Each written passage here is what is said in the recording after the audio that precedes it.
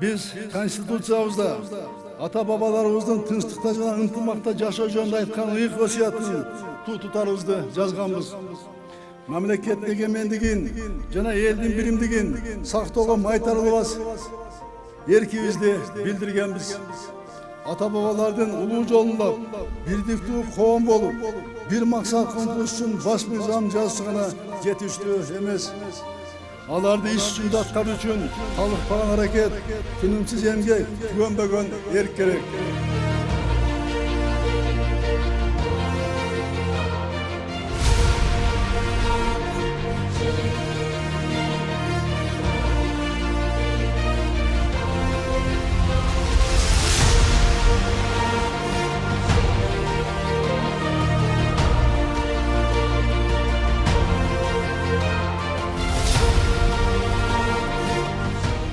Улуу данышманыбыз Чыңгыз Айтматов айткандай, күндүгүбүз менен түштүгүбүз куштун эки канатындай болуп, бирге болсок, ата-бабалардын элесине татыктуу болгон улуу жеңиштердин ээси болобуз.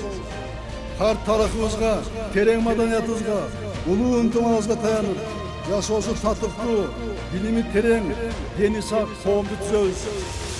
Замандаштар жактырган, урпактары сыймактанган, өнүккөн өлкөнү, күчтүү мамлекетти чогуу курабыз.